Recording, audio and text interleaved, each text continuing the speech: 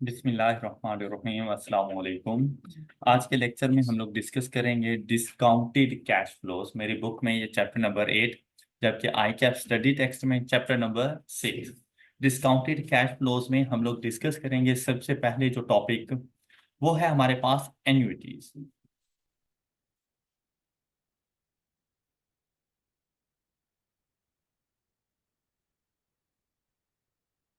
Annuity में basically इससे पहले हम लोगों ने जो भी कॉन्सेप्ट्स पढ़े उसमें एक सिंगल अमाउंट होती थी eight the start of the period, और उसी सिंगल अमाउंट को हम लोग फ्यूचर वैल्यू में कन्वर्ट कर दिया करते थे।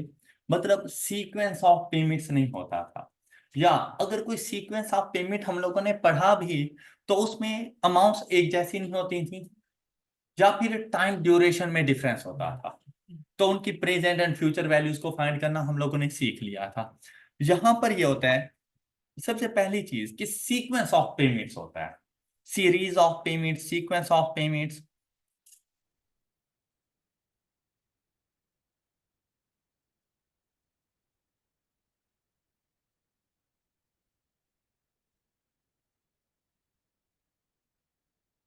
और ये sequence of payment regular time interval पर होता है। मींस दैट ऐसा नहीं है कि आप अपनी मर्जी से कोई भी अमाउंट पे कर दो।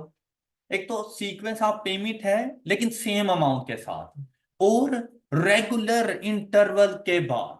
मतलब अगर मंथली बेसिस पर है तो फिर मंथली बेसिस पर ही चलता रहेगा, अगर सेमी एनुअल बेसिस पर है तो फिर सेमी एनुअल बेसिस पर ही चलता रहेगा। एनुअल बेसिस है तो हर साल के एंड पर या हर साल के स्टार्ट पर वो पेमेंट आपको करनी होगी। क्वार्टरली है तो हर क्वार्टर के एंड या स्टार्ट पर आपको वो पेमेंट करनी होगी। तो रेगुलर टाइम इंटरवल।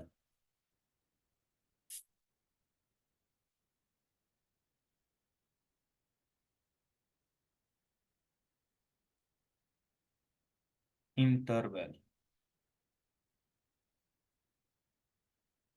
और इसमें हमेशा कंपाउंड इंटरेस्ट यूज होता है।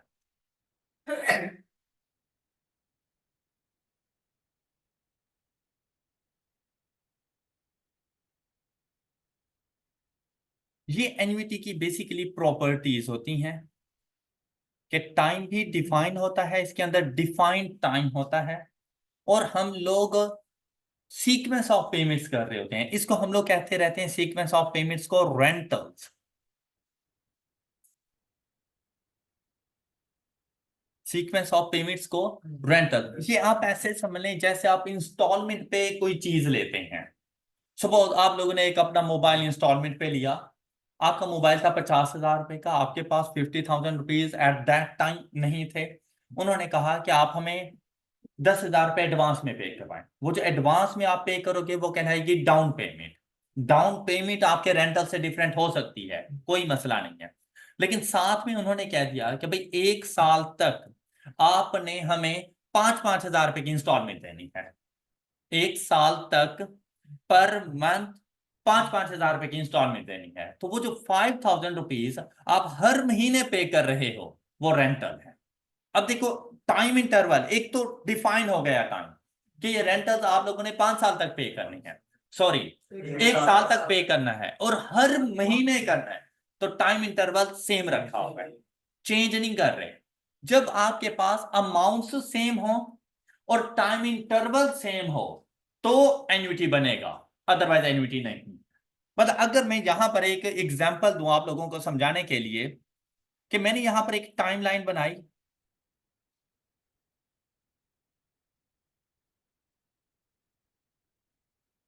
ये जीरो टाइम ड्यूरेशन हमारे पास, यहां पर हमारे पास ये first year, second year, third year, fourth year, और ये फिफ्थ ईयर।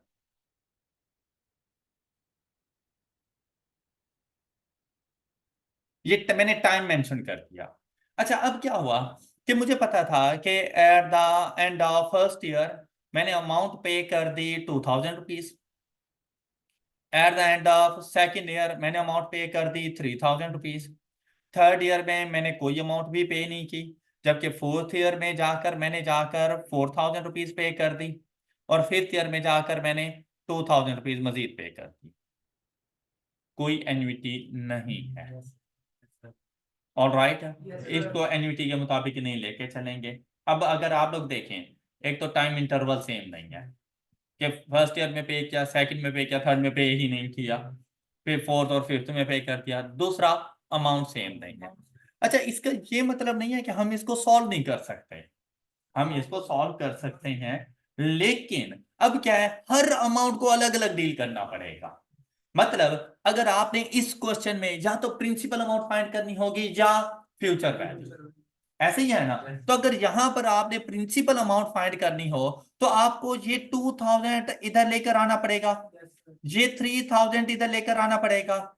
एक्स तो कुछ अमाउंट है ही नहीं, ये 4000 भी आप इधर लेकर आएंगे, और यहां से ये 2000 भी आप इधर लेकर आएंगे जीरो टाइम ड्यूरेशन पर। हर अमाउंट को अलग अलग, और ऐसे क्वेश्चन आप लोगों ने पहले सॉल्व किए होंगे। इसी तरह अगर आपने फ्यूचर वैल्यू फाइंड करनी है तो जो सी टाइम ड्यूरेशन की वैल्यू फाइंड करनी है, ये तमाम वैल्यूज वहां पे चली जाएंगी through compounding process, compounding factor लग जाएंगे। जीरो पर आ रहे थे तो डिस्काउंटिंग आपके पास लग जाने थे। ये बात क्लियर हो गई। तो ये किसी किस्म की एन्युटी नहीं है। अगर इसकी प्रिंसिपल अमाउंट फाइंड करनी होती तो चलिए हम यहां पे करके दे देते हैं। जल्दी से जरा इक्वेशन बनाइएगा। Principal amount at a rate of, हम लोग यहाँ पे रेट सपोज करने जा रहे हैं 10%, और कंपाउंडिंग एनुअली। तो इसकी प्रिंसिपल अमाउंट हमारे पास बनेगी कुछ इस तरह से। Principal is equal to 2000 into 1 plus 10% raise to power -1 plus 3000 into 1 plus 10% raise to power -2 plus 4000 into 1 plus 10% raise to power -4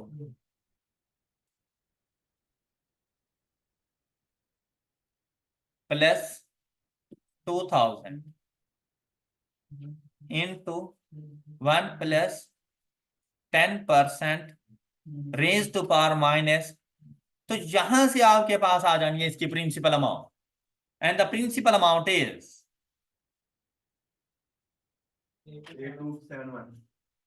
8271। All right. अच्छा, अब देखिए, अगर इसकी फ्यूचर वैल्यू फाइंड करनी होती है at the end of fifth year, अगर future value find करनी होती है at the end of fifth year, तो मेरे पास यहां से ये 2000 into 1 plus 10% raise to power 4, 1 से 5 तक जाएंगे, 4 plus 3000 into 1 plus 10% raise to power 3 plus 4000, 1 plus 10% raise to power 1 plus 2000, और इसके साथ कोई कंपाउंडिंग फैक्टर अप्लाई नहीं होगा क्योंकि वो ऑलरेडी फिफ्थ ईयर पे मौजूद है। इनको जाके ऐड करें तो फ्यूचर वैल्यू आपके पास बनेगी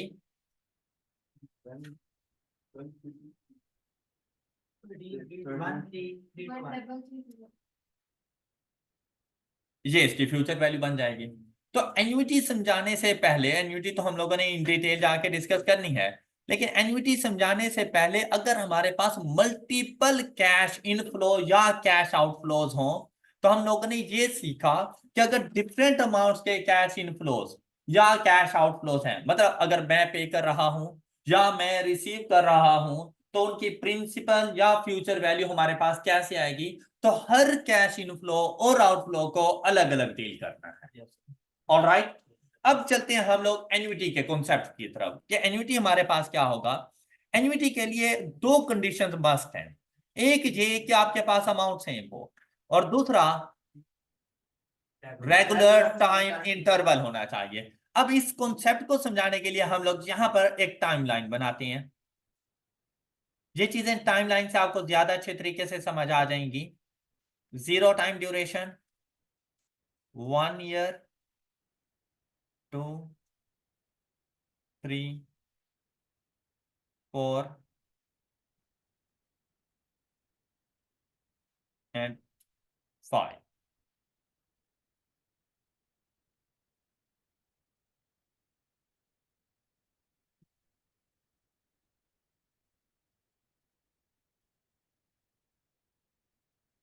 जी नीचे इस टाइमलाइन के नीचे मैं टाइम लिखा करता हूँ, और ये टाइम वैसे इन मंथ्स भी हो सकता था अगर हमारे रेंटल्स मंथ्स में होते, लेकिन फर्स्ट फर्स्ट कॉन्सेप्ट है तो हम लोग इसको पर ईयर के हिसाब से लेके चल रहे हैं। अच्छा अब क्या हुआ कि मैंने बैंक में डिपॉजिट किया। अच्छा क्वेश्चन को सॉल्व करने के अलावा क्वेश्चन की स्टोरी को भी जरा अच्छे तरीके से सुन लिया करो। मैंने बैंक में ना अमाउंट डिपॉजिट की, और मैंने 2000 रुपीज पर ईयर के हिसाब से मैं डिपॉजिट कर रहा हूँ। 2000 रुपीज पर ईयर के हिसाब से मैं डिपॉजिट कर रहा हूँ, लेकिन वो deposit eight the end of each year करता हूँ।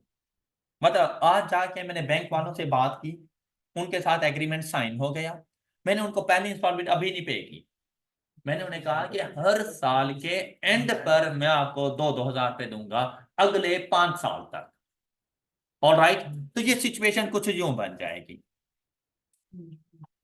हर साल, अब जहां पे 1 लिखा हुआ है ना, it means that end of year 1 and start of year 2। Okay, इसी तरह यहां पे 3rd ईयर के एंड पर, 4th ईयर के एंड पर, और 5th ईयर के एंड पर। अब अगर यहां पर आप गौर करें ना, टाइम इंटरवल सेम है, हर साल के बाद पेमेंट कर रहा हूं। दूसरा, जो मैं इंस्टॉलमेंट पे कर रहा हूं वो इक्वल अमाउंट्स की है। अब यहां पर हर अमाउंट को अलग अलग लेकर जाओ तब भी आंसर सेम है, कर सकते हैं, आंसर सेम आएगा, लेकिन वो टाइम कंज्यूमिंग है। तो इस कॉन्सेप्ट को कहा जाता है एन्युटी। इसको एन्युटी के जरिए जाकर हम लोग सॉल्व कर लेंगे। जहां पर रेट ऑफ इंटरेस्ट हम लोग इधर भी एज्यूम कर लेंगे एट अ रेट ऑफ 10%।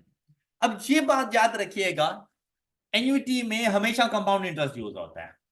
जब भी सीक्वेंस ऑफ पेमेंट आ जाए, सीरीज ऑफ पेमेंट्स आ जाए, याद रखना कि कंपाउंड इंटरेस्ट नहीं यूज होना है। और कंपाउंड इंटरेस्ट की कंपाउंडिंग वही होगी जो इंस्टॉलमेंट्स की टाइम ड्यूरेशन है, जो इंस्टॉलमेंट्स का टाइम इंटरवल है। अगर इंस्टॉलमेंट्स हैं पर ईयर तो rate of interest compounding annual. अगर इंस्टॉलमेंट्स हैं क्वार्टरली तो rate of interest compounding quarterly. अगर है ये monthly, rate of interest compounding monthly. All right.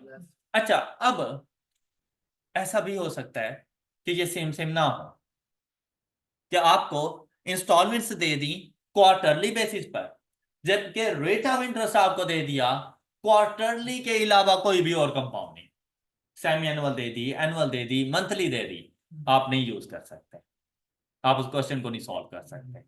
तो अब इस सिचुएशन में आप इंस्टॉलमेंट को नहीं बदल सकते। रेट के लिए इक्विवेलेंट रेट का कॉन्सेप्ट पढ़ा था आप लोगों ने, इक्विवेलेंट रेट फाइंड करोगे।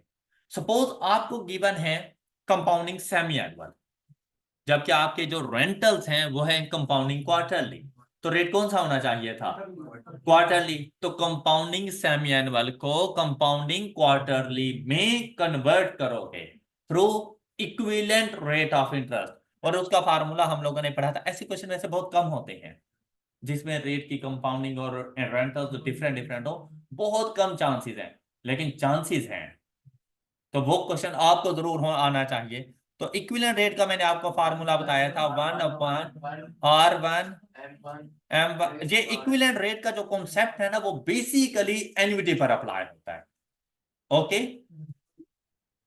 सेल्फ टेस्ट सॉल्व करते हुए ये क्वेश्चन आ गया था, तो वहां पर मैंने आप लोगों को ये फार्मूला बता दिया था, लेकिन जहां पर एक मतलब फिर से बता रहे हैं, ये है इक्विवेलेंट रेट का फार्मूला। और ये कब यूज करना है आप लोगों ने? जब रेंटल्स का टाइम ड्यूरेशन कुछ और हो और रेट की कंपाउंडिंग कुछ और हो, तो आपने रेट की कंपाउंडिंग को रेंटल्स के टाइम पीरियड के मुताबिक लेकर आना है, सेम कंपाउंडिंग रखनी है जो रेंटल्स की हो। तो उसके लिए आप लोगों ने इक्विवेलेंट रेट ऑफ इंटरेस्ट का कॉन्सेप्ट अप्लाई करना है। ये बात क्लियर हो गई? अच्छा, अब एक सिचुएशन आपके पास ये आ गई, नेक्स्ट सिचुएशन क्या हो सकती है ये देखें, ये कुछ इस तरह से भी सिचुएशन हमारे पास बन सकती है। ये first year, second year, third year, fourth year and fifth year.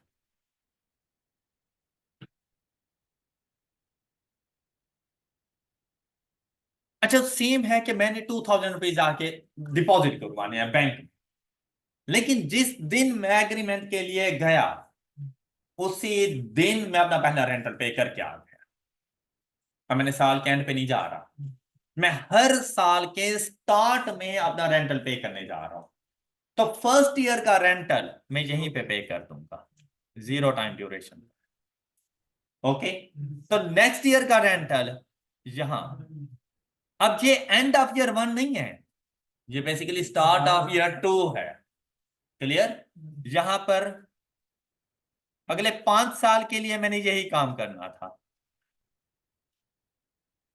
तो फिफ्थ ईयर के एंड पर कुछ नहीं पे करना, और सिक्स्थ ईयर का कॉन्ट्रैक्ट नहीं था। ऑल राइट, अब अगर आप लोग गौर करें ना, दोनों सिचुएशन में सिर्फ फर्क किस चीज का आ रहा है कि एक के अंदर जो मैं पहला रेंटल पे कर रहा हूं ना, वो टाइम पीरियड के एंड पे कर रहा हूं। ये ईयर भी हो सकता है, ये क्वार्टर भी, सेमी एनुअल, कुछ भी, मतलब टाइम पीरियड के एंड पे कर रहा हूं। और दूसरी सिचुएशन में मैं उस टाइम पीरियड के स्टार्ट में रेंटल पे कर रहा हूं। ऐसे ही है ना?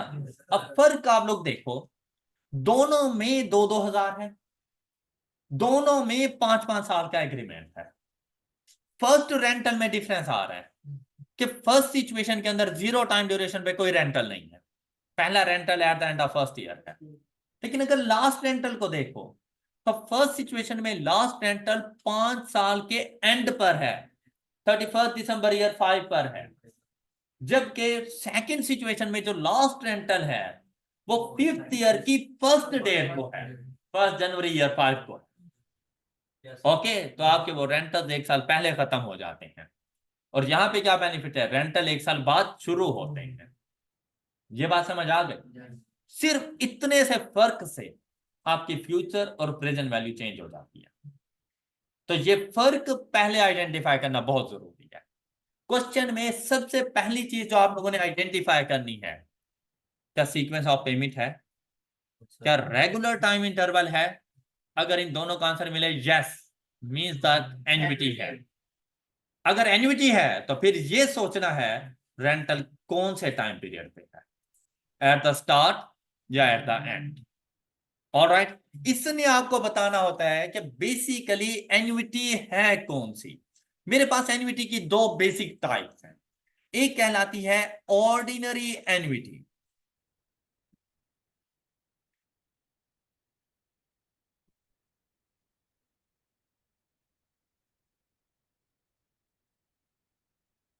और दूसरी कहलाती है एन्युटी ड्यू।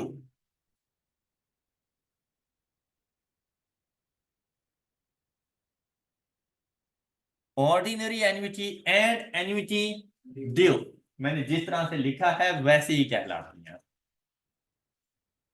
मतलब अगर आपके पास rental at the end of time period है तो ऑर्डिनरी एन्युटी, और अगर rental at the start of time period है तो एन्युटी ड्यू कहलाए। ऑलराइट, ऑर्डिनरी एन्युटी में rentals are paid at the end of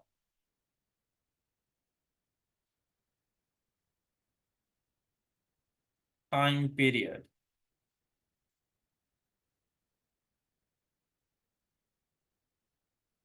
and in annuity due rentals are paid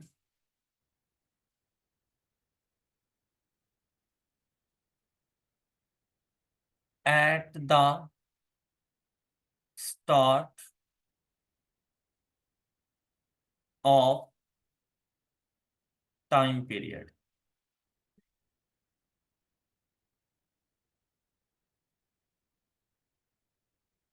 इसके लिए जो बाकी वर्ड यूज किए जाते हैं वो rentals are paid immediately.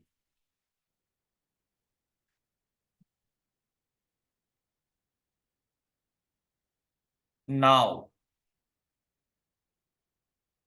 From the principal amount, ये क्लू वर्ड्स हैं कि अगर ये वर्ड्स आ जाएं तो समझ लेना कि हमारे पास एन्युटी ड्यू है।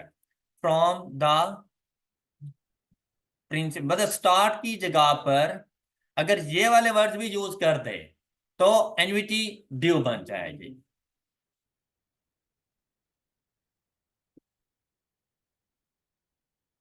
From the principal amount, all right. Immediately मतलब अभी बस पहले रेंटल पे करके जाओ तो जीरो टाइम ड्यूरेशन पे ही खड़े होते हैं। नाउ अभी अभी पे करो फ्रॉम द प्रिंसिपल, प्रिंसिपल हमेशा जीरो टाइम ड्यूरेशन की वैल्यू होती है, उसी में से पे करोगे। लेकिन बेटा कुछ सिचुएशन ऐसी होती हैं जिसमें हमें खुद से, वैसे तो क्वेश्चन में आपको बता rentals are paid at the start of time period at the end of the quarter या इस किस्म की बात जरूर बताएगा। इन केस क्वेश्चन साइलेंट है तो आपने उसकी सिचुएशन को देखना है। अब जैसा कि अगर मुझसे ये कहा जाए मैं एक लोन लेने गया बैंक में, बैंक से मैंने 1 लाख रुपए का लोन ले लिया, जीरो टाइम ड्यूरेशन की वैल्यू होगी। एम आई राइट? आपकी लोन की अमाउंट और आपकी इन्वेस्टमेंट हमेशा जीरो टाइम ड्यूरेशन की वैल्यूज होती हैं। भाई आज इन्वेस्टमेंट करोगे तो बाद में रिटर्न मिलेगा, आज लोन लोगे तो फ्यूचर में पे करोगे। लेकिन इससे पहले हम लोग पढ़ते थे कि आज अगर मैंने लोन ले लिया 1 लाख रुपए का, मैं बैंक वालों से कहता था भाई 5 साल के बाद आपको टोटल अमाउंट पे कर दूंगा। ऐसे ही था ना? आज क्या डिफरेंस है? आज मैं बैंक वालों से कह रहा हूं कि भाई मुझे 1 लाख रुपए का लोन दे दो, मैं तुम्हें अगले 5 साल तक एनुअल बेसिस पे इंस्टॉलमेंट पे करता रहूंगा, या क्वार्टरली बेसिस पे इंस्टॉलमेंट कर दूंगा, मंथली बेसिस पे इंस्टॉलमेंट कर दूंगा, वो आप पे डिपेंड करता है। तो इंस्टॉलमेंट की अमाउंट वैसी डिटरमिन हो जाती है। लेकिन मुझे एक बात बताओ, इज इट पॉसिबल कि मैं लोन लेते साथ उसे वहां से 5,000 रुपये निकाल के दूं, ये लो यार ये लोन रिटर्न करने की पहली इंस्टॉलमेंट? नहीं, हमेशा टाइम पीरियड के एंड पे जाके दूंगा। तो लोन की जो इंस्टॉलमेंट्स होंगी हमेशा ऑर्डिनरी को फॉलो करती हैं। इसी तरह से अगर मैंने कहीं पर इन्वेस्टमेंट की है और उन्होंने हमसे कहा कि भाई आप इन्वेस्टमेंट करें, हम आपको 10% रिटर्न देंगे, और मैंने 1 लाख रुपया उसे दे दिया, फिर मैं उसके मुंह की तरफ देख रहा हूँ भाई निकालना 10,000 का रिटर्न, इज इट पॉसिबल कि मैं इन्वेस्टमेंट करते साथ मुझे रिटर्न मिल जाए? नहीं, रिटर्न के लिए टाइम पीरियड का वेट करना पड़ेगा। Eight the end of the period जाकर मुझे रिटर्न मिलना है उसके ऊपर, ऑल राइट। तो हमेशा ऑर्डिनरी चले जाएगी। अच्छा, क्या मुझे कोई ऐसी एग्जांपल दे सकते हो जो एन्युटी हो लेकिन ड्यू हो? एन्युटी हो लेकिन ड्यू हो। आप हॉस्टल्स में रहते हो, हॉस्टल के ड्यूज पे करते हो, पर मंथ पे करते हो, सेम अमाउंट पे करते हो, amount equal, time duration equal, ठीक है। कब पे करते हो? स्टार्ट ऑफ द मंथ पे करते हो। मतलब अगर आपने फैब में पे किया है तो वो जनवरी के लिए नहीं पे किया, वो फैब के लिए पे किया है, तो start of the month annuity due है। ओके। अच्छा, अभी कॉलेज में तो आप लोग फी लमसम में पे कर देते हो ना, लेकिन चले स्कूल में जो छोटे बहन भाई स्कूल में जाते हैं उनकी पर मंथ फी पे करते हो, सेम होती है, मंथली बेसिस पर होती है, स्टार्ट या and? Start of the period. हमें सैलरी मिलती है, मंथली बेसिस पे मिलती है, सेम अमाउंट मिलती है। हम फ्यूचर में जाके चेंज भी आ सकता है, वो भी हम लोग देखेंगे कि कुछ अरसे के लिए सेम अमाउंट थी लेकिन रिमेनिंग टाइम के लिए डिफरेंट अमाउंट आ गई, वो हम लोग बाद में देखेंगे। लेकिन अभी के लिए देखो, अगर मैं सपोज 1 साल की बात करूं तो भैया 12 महीने के लिए तो एक जैसी अमाउंट है ना, हर महीने इक्वल अमाउंट है। क्या लगता है, ऑर्डिनरी या due? Ordinary eight the end of the period मिलती है, चाहे अब वो फैब के स्टार्ट में मिले, लेकिन होती जनवरी की है, फैब की नहीं होती। बात समझ आ गई है? तो आप अब आप लोग देखो आपकी प्रैक्टिकल लाइफ भरी पड़ी है ऐसे एग्जाम्पल से।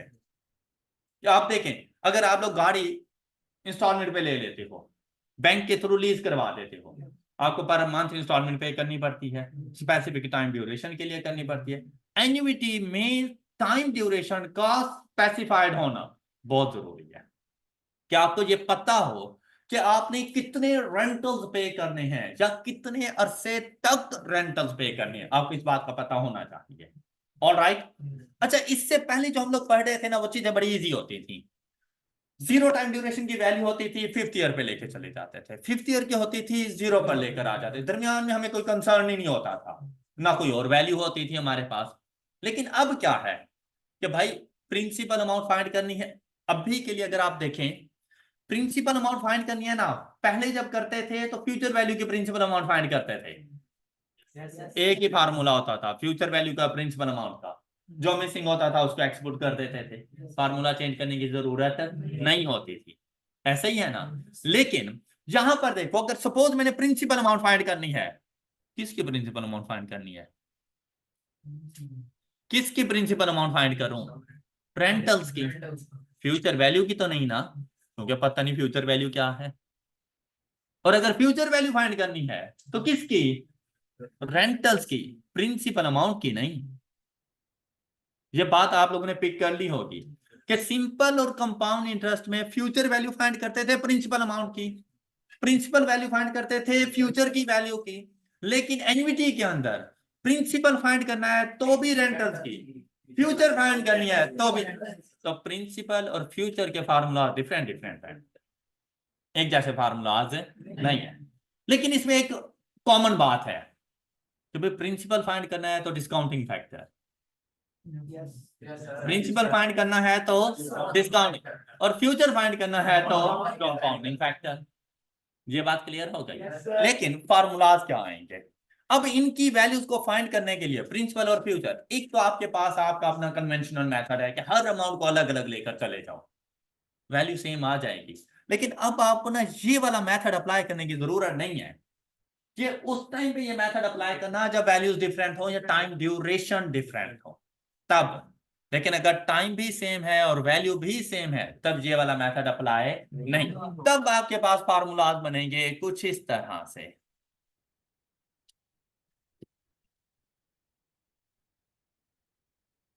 Future value of ordinary annuity, तो इसको एस नॉट से डिनोट करते हैं। एस स्टैंड फॉर वही फ्यूचर वैल्यू ही है, लेकिन साथ में मैंने ओ जो लिखा है ना, इसको पढ़ा जाता है नॉट, एनओडी।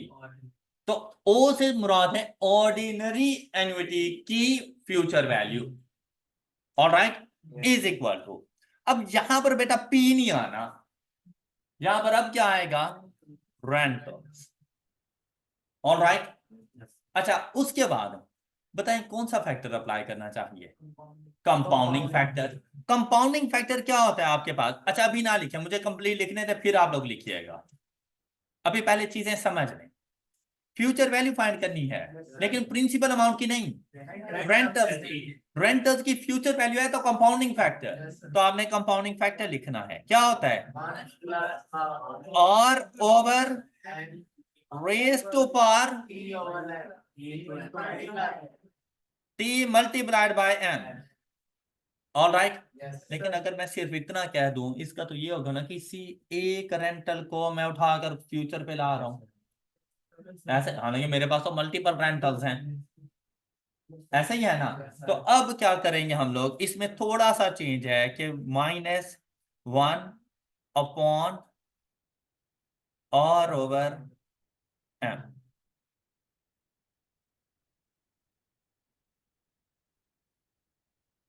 तो एन्युटी के केस के अंदर आपका जो कंपाउंडिंग फैक्टर है ना, ये आर के बाद वाला है।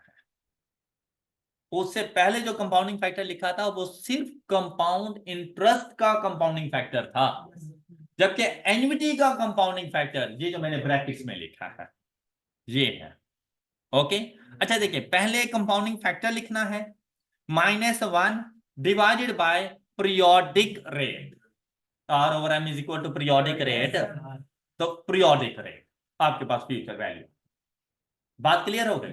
अच्छा, इस चीज का ख्याल रखना है कि ऐसे ही आर ब्रैकेट स्टार्ट करके फिर फ्रैक्शन लगाएंगे पहले, फिर न्यूमिरेटर कंप्लीट लिखें, और फिर फ्रैक्शन के नीचे डिनोमिनेटर में पीरियोडिक रेट आके लिखना है आप लोगों ने। क्लियर। और यहां पर हम लोग 3 टू m भी कर सकते हैं, लेकिन यहां पर हम इसको रिप्लेस कर दिया करते हैं n के साथ। n, और n हमारे पास क्या होता है, n is equal to number of rentals, means that कि मैं कितनी इंस्टॉलमेंट पे करने जा रहा हूं। एन से क्या मुराद है कि हमारी total number of installment, total number of rentals मैं कितने पे करने जा रहा हूं। ये टाइम के इक्वल भी हो सकते हैं, नहीं भी हो सकते। अब एनुअल बेसिस पे है तो 5 साल में 5 रेंटल्स, लेकिन अगर सेमी एनुअल बेसिस पे हुआ तो 5 साल में 10 रेंटल्स, क्वार्टरली बेसिस पे हुआ तो 5 साल में 20 रेंटल्स, अब मंथली बेसिस पे हुआ तो 5 साल में 60 रेंटल, तो पावर वही आ जाएगी। अच्छा, ये सिर्फ कहने की बात है, हालांकि ये फाइंड वैसे ही होता है 3 ओके। अब जैसे मैंने आपसे कहा कि एनुअल बेसिस पे है तो 5 multiplied by 1 is equal to 5, semi annual है तो 5 मल्टीप्लाइड बाय 2, क्वार्टरली है तो 5 मल्टीप्लाइड बाय 4, वही टी इंटू एम, मंथली है तो 5 मल्टीप्लाइड बाय 12। ओके, सिर्फ फर्क ये डालने के लिए कि भाई ये कंपाउंड इंटरेस्ट वाला कंपाउंडिंग फैक्टर नहीं है, एन्युटी वाला कंपाउंडिंग फैक्टर है, तो पावर एन लिख देते हैं। बात क्लियर हो गई। ये फ्यूचर वैल्यू को फाइंड करने का फार्मूला है, लेकिन कब, जब ऑर्डिनरी एन्युटी हो। तो जब हम लोगों ने इसकी प्रिंसिपल अमाउंट को फाइंड करना हो तो पी नॉट, क्या मतलब, प्रेजेंट वैल्यू या principal amount of ordinary annuity. क्या फ्यूचर वैल्यू की फाइंड करनी है, नहीं, रेंटल्स की। ऑलराइट। अच्छा, जब प्रिंसिपल अमाउंट फाइंड की जाती है तो कंपाउंडिंग फैक्टर या डिस्काउंटिंग फैक्टर, और हमने एक बात पढ़ी थी कि compounding factor always greater than 1 and discounting factor always less than 1, ऐसा ही है ना। तो बेटा which ever is greater comes first. अब कंपाउंडिंग फैक्टर ग्रेटर था ना 1 से, तो पहले कंपाउंडिंग फैक्टर फिर 1, डिस्काउंटिंग फैक्टर में 1 ग्रेटर है, पहले डिस्काउंटिंग फैक्टर नहीं लिखना, पहले 1 minus discounting factor, 1 plus R over M raise to power minus M, discounting factor में negative sign, divided by R over. अब देखिए तकरीबन सेम सेम नहीं है फार्मूला। अच्छा, ये चीज ना हम लोगों ने कहीं और भी पढ़ी थी यार, कहा, ज्योमेट्रिक प्रोग्रेशन सम का फार्मूला जब हम लोगों ने बनाया था, तो वहां पर भी हमने ऐसा ही कॉन्सेप्ट इसी तरह याद किया था कि आर ग्रेटर देन 1 है तो आर कम्स फर्स्ट, और अगर आर लेस देन 1 है तो 1 कम्स फर्स्ट। ऐसे ही था ना, यहाँ पर भी बिल्कुल वैसे ही, whichever is greater comes first. Alright, कोई इशू जहां तक। तो अब आप लोग बड़ी आसानी के साथ ऑर्डिनरी एन्युटी की फ्यूचर और प्रिंसिपल अमाउंट को फाइंड कर सकते हो। तो इसके लिए मुझे करके दिखाओ, इसके लिए जी, इस ये जो सिचुएशन आपको फर्स्ट दी गई है, इसकी प्रिंसिपल और फ्यूचर वैल्यू आप लोगों ने मुझे बतानी है कि वो आंसर हमारे पास क्या आ रहे हैं। जी जल्दी से जरा कैलकुलेट कीजिएगा। अब जैसे ही आप लोगों ने अपने फार्मूलाज में ये वैल्यूज पुट की, तो ये देखें, सपोज अगर आपने प्रिंसिपल अमाउंट फाइंड करनी थी तो आप उसे बताते हैं सबसे पहले 2000, उसके बाद ब्रैकेट, उसके बाद फ्रैक्शन। अब प्रिंसिपल अमाउंट फाइंड करनी है तो फौरन ध्यान में आ जाए कि 1 माइनस, फिर ब्रैकेट, अब discounting factor 1 plus 10% compounding annually raise to power -5। Alright, और यहां पर 10%, और ये ब्रैकेट ये फ्रैक्शन के बाद जाके लगानी है, -5 के बाद ब्रैकेट नहीं लगानी। ओके, इस बात का ख्याल रखा करो, अदरवाइज इसने एरर दे देना होता है। अब जैसे ही आपने ये सॉल्व किया, 7 5 8 2 कर दूंगा मैं इसको, ठीक है। ये इसकी principal amount, the principal amount of ordinary annuity is 7 5 8 2। अब हम इसकी फ्यूचर वैल्यू फाइंड करते हैं, S not is equal to, अब फ्यूचर वैल्यू के लिए अगर आप लोग देखें तो तकरीबन सेम सेम आपके पास ये चीज आएगी, यहाँ पर -1, यहां से माइनस खत्म कर दें और ये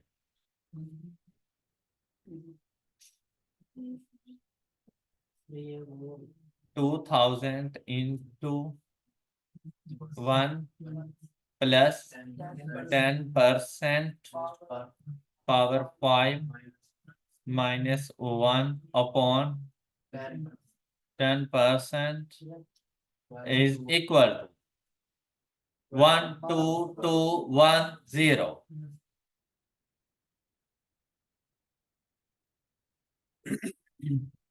ये बात सब बच्चों को समझ आ गई? अब देखें, अगर मैं इन्वेस्टमेंट कर रहा हूं, यहां पर जरा इंटरेस्ट की कैलकुलेशन को भी देखते जाओ। अगर मैं इन्वेस्टमेंट कर रहा हूं 2,000 रुपए पर ईयर, 5 साल तक मैंने इन्वेस्टमेंट की, और eight the end of 5th year मुझे अमाउंट मिल रही है 12210। मुझे कितना इंटरेस्ट अर्न किया है? मैंने कितना इंटरेस्ट अर्न किया है? 2210 रुपीज। क्यों? क्योंकि मैंने 10,000 पे किया हुआ था। All right. अच्छा, इसी सिचुएशन को प्रिंसिपल अमाउंट पे सोचो कि मैंने लोन लिया 7582 का बैंक से। आज के दिन मैंने लोन लिया बैंक से 7582 का, और इसको पे करने के लिए मैं 2,000 रुपीज की इंस्टॉलमेंट फॉर नेक्स्ट 5 ईयर पे कर रहा हूं। मैं कितना इंटरेस्ट पे कर रहा हूं? तो यहां पर देखें, तो मैंने 10,000 पे किया, लोन मैंने कितना लिया? 7582 का। तो 7582 और 10,000 के दरमियान डिफरेंस 2418, वो मेरे पास इंटरेस्ट की अमाउंट है। तो बेटा, सिंपल और कंपाउंड इंटरेस्ट में आप इंटरेस्ट को कैलकुलेट क्या करते थे? Future minus principal amount. यहां पर ऐसा नहीं करना। यहां पर आप लोगों ने फ्यूचर और प्रिंसिपल अमाउंट का कंपैरिजन नहीं करना। देखो, ये बात तो मैंने आपको बताई ही नहीं थी। आपने खुद मुझे इंटरेस्ट बताया है ना, और आप में से किसी ने मुझे ये नहीं कहा कि 12210 लेस 7582। क्या कोई ऐसा था? आपने खुद मुझे कहा है कि सर इसका कंपैरिजन इसके साथ करो, इसका कंपैरिजन। यही हमारा फार्मूला है। मैथ्स में भी बिल्कुल ऐसा ही आप लोगों ने चलना है कि आपने फ्यूचर और प्रिंसिपल अमाउंट के दरमियान नहीं देखना डिफरेंस, क्योंकि या तो आपके पास फ्यूचर वैल्यू होगी या प्रिंसिपल अमाउंट होगी, दोनों एक साथ अब नहीं हो सकती। बात क्लियर हो गई? तो हमेशा इनका कंपैरिजन रेंटल्स के साथ है। तो अगर मैं यहां पर आपसे कहूं कि इनकी इंटरेस्ट की कैलकुलेशन करनी है, इंटरेस्ट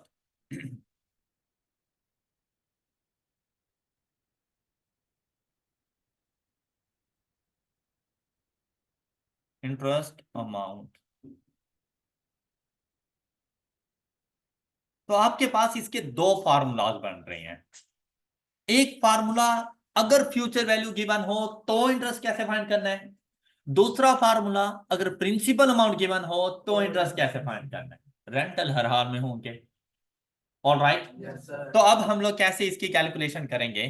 भाई, इंटरेस्ट फाइंड करने के लिए इज इक्वल टू, अगर आपके पास फ्यूचर वैल्यू है। अच्छा, अब मुझे आप बताएं, सपोज फ्यूचर वैल्यू के साथ चलते हैं कि मैंने 2,000 रुपए की इन्वेस्टमेंट की for next 5 years annual basis के ऊपर, और मेरे अकाउंट में eight the end of 5 years 12210 rupees मौजूद हैं। आपने इंटरेस्ट मुझे बताया, कैसे बताया? ये जो तमाम रेंटल्स को ऐड करके उनको माइनस किया किसमें से? यार, यही फॉर्मूला है इसका कि देखें, फ्यूचर वैल्यू, देखो फ्यूचर वैल्यू पहले आएगी, फ्यूचर वैल्यू लेस, इन्होंने कहा कि तमाम रेंटल्स को ऐड किया। अच्छा, मुझे एक बात बताएं, मतलब मैं 2 + 2 + 2 + 2 और एंड पे जाके कहूं 10। क्या ऐसा है कि जैसे मैं 2 × 5 कर दूं? क्या ख्याल है? कोई फर्क पड़ेगा? ऐसा नहीं है, जैसे number of rentals multiplied by rentals की अमाउंट, सम हो जाएंगे सारे रेंटल्स। करना सम ही है, लेकिन rentals plus plus plus plus नहीं करते रहने। Number of rentals multiplied by amount of rent. Okay, तो यहां पर हम लिख देंगे N R. N stand for number of rentals and R, capital R stand for amount of rent. All right, तो आपके पास आ जानी है इंटरेस्ट की वैल्यू। तो यहां से अगर मैं इंटरेस्ट की वैल्यू को कैलकुलेट करूं तो मैं कह सकता हूं the future value is 1210 less 5 into and the answer is 2210। किसी को कोई इशू? अच्छा बेटा, बेसिकली क्या है, आपने देखना होता है मुझे क्या मिल रहा है और मैंने क्या पे किया, उनका डिफरेंस इंटरेस्ट बन जाता है। मुझे क्या मिल रहा है और मैंने क्या पे किया, उनका जो डिफरेंस होता है ना, वो इंटरेस्ट की अमाउंट होती है। अब यहां पर तो अभी वो कॉन्सेप्ट नहीं आया, लेकिन इन फ्यूचर आएगा कि भाई रेंटल्स के साथ साथ आप लोगों ने कुछ ना कुछ डाउन पेमेंट भी पे करनी होती है। तो यार वो भी तो आपकी अपनी अमाउंट होती है ना, और डाउन पेमेंट की वैल्यू रेंटल से कम ज्यादा इक्वल हो सकती है। तो इसको डाउन पेमेंट को हमेशा रेंटल से सेपरेट रखा जाता है। नेक्स्ट क्वेश्चन में डाउन पेमेंट आ जाएगी, ठीक है। जैसे मैंने अभी आपको एग्जांपल दी थी कि आप एक बाइक परचेज करने के लिए जाते हैं ना, तो या मोबाइल परचेज करने के लिए जाए, वो कहेंगे यार 10,000 रुपये अभी दो, लेकिन मंथली बेसिस पे 3-3 हजार रुपये देते रहना। तो वो जो 10,000 अभी दे रहे हो वो डाउन पेमेंट, भाई वो भी तो आपने पे किया है ना, तो आपने अपनी डाउन पेमेंट, ये कंप्लीट फार्मूला बन जाता है। इसे कहा जाता है एक्चुअल पेमेंट्स। तो मेरी एक्चुअल पेमेंट्स कितनी है भाई, जो मैंने रेंटल्स पे किए जितने अरसे के लिए, जितने मर्तबा पे किए वो, प्लस जो मैंने डाउन पेमेंट की, ये मेरी एक्चुअल पेमेंट्स है। बात क्लियर हो गई सब बच्चों को? लेकिन अगर आपके पास ये प्रिंसिपल अमाउंट मौजूद हो और मैंने इंटरेस्ट की वैल्यू को कैलकुलेट करना हो, तो फिर एक्चुअल पेमेंट्स पहले आ जाएंगे और प्रिंसिपल अमाउंट बाद में आएगी। भाई जो वैल्यू ग्रेटर होगी वो पहले आएगी। तो फ्यूचर वैल्यू ग्रेटर होती है मेरी एक्चुअल पेमेंट से, तो फ्यूचर वैल्यू पहले, एक्चुअल पेमेंट्स बाद में। और प्रिंसिपल अमाउंट में प्रिंसिपल अमाउंट कम होती है मेरी एक्चुअल पेमेंट से। भाई लोन में कम अमाउंट का लूंगा लेकिन पे ज्यादा करूंगा, ऐसा ही है ना। तो फिर मेरी एक्चुअल पेमेंट्स पहले आएंगी। अगर देखें डाउन पेमेंट हो तो लेकर आना, ना हो तो मतलब जीरो, इग्नोर कर देना। फिर इसमें से माइनस कर देना प्रिंसिपल अमाउंट। अब चाहे ये ऑर्डिनरी हो चाहे ये ड्यू हो, इंटरेस्ट फाइंड करने के सेम फार्मूला है। ओके, यहां तक किसी को कोई इशू? तो यहां पे आपके पास हमारी एग्जांपल के मुताबिक क्या बन रहा है, इंटरेस्ट 5 इंटू 2,000। अब मेरे पास डाउन पेमेंट नहीं है तो मैं नहीं लिखूंगा, माइनस, हमने प्रिंसिपल अमाउंट क्या फाइंड की थी, 7582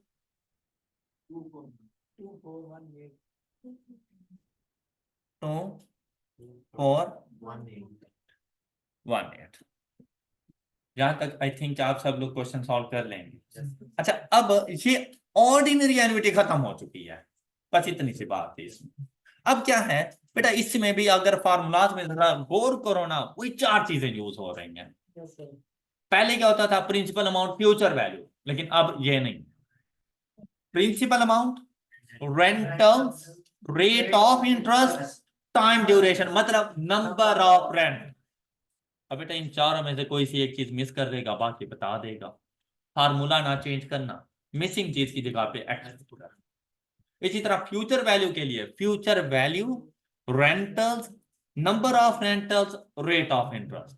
तो अगर फ्यूचर वैल्यू के साथ कोई और चीज मिस कर देता है तो आप लोगों ने फ्यूचर वैल्यू का फार्मूला यूज कर लेना है, मिसिंग चीज जो भी हो वहां पे एक्सपोर्ट कर देना। ये बात क्लियर? किसी को कोई इशू जहां तक?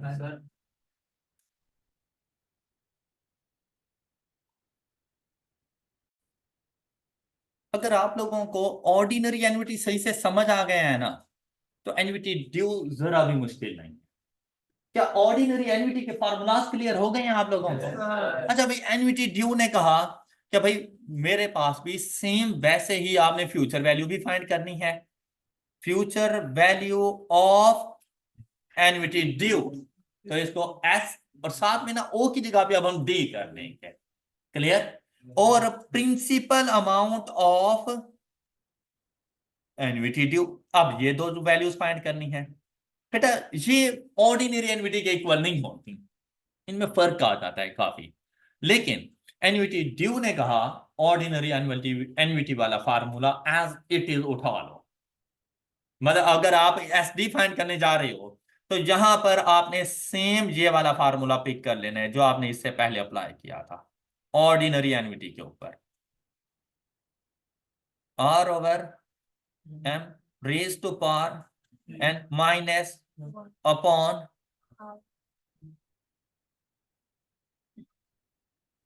बताओ कोई मुश्किल चीज है?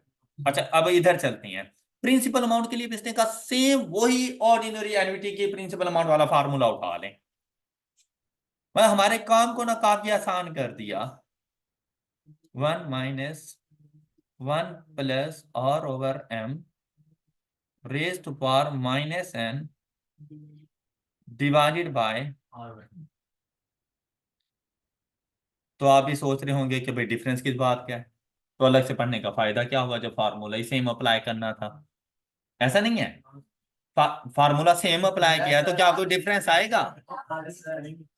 हाँ, तो अब सिर्फ जो डिफरेंस आता है ना वो इस चीज का है, चाहे फ्यूचर वैल्यू है चाहे प्रिंसिपल अमाउंट है, एक कंपाउंडिंग फैक्टर मल्टीप्लाई करवा देना है। अच्छा अब अगर इधर गौर करें ना, मैंने आपसे कहा है कि एक कंपाउंडिंग फैक्टर मल्टीप्लाई करवा देना, चाहे फ्यूचर वैल्यू है चाहे प्रिंसिपल अमाउंट है। हालांकि प्रिंसिपल अमाउंट के साथ तो डिस्काउंटिंग फैक्टर मल्टीप्लाई होता है, लेकिन यहां पर कंपाउंडिंग आएगा। ओके, जो चेंज आप फ्यूचर वैल्यू में लेकर आए हो वही चेंज आप लोगों ने प्रिंसिपल अमाउंट में लेकर आना है, सिर्फ एक कंपाउंडिंग फैक्टर इसके साथ मल्टीप्लाई हो जाता है। ऑल राइट, तो आपके पास फ्यूचर वैल्यू मिल जाती है। अच्छा क्या अब आप लोग मुझे future value of annuity due calculate करके दे सकते हो? हाँ जी, जरा जल्दी से बताना मुझे, पहले प्रिंसिपल अमाउंट बताएं। प्रिंसिपल अमाउंट ऑफ और the annuity due.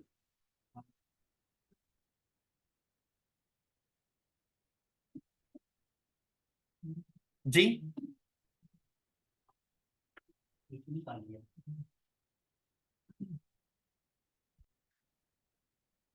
and the answer is 8340 and the future value is 13431। अच्छा अब यहां पर बेटा एक ट्विस्ट देखें।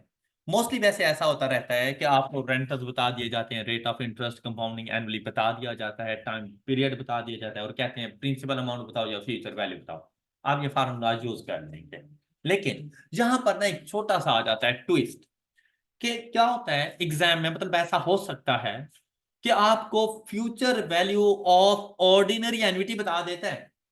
The future value of ordinary annuity is 12210 at a rate of 10% compounding annually.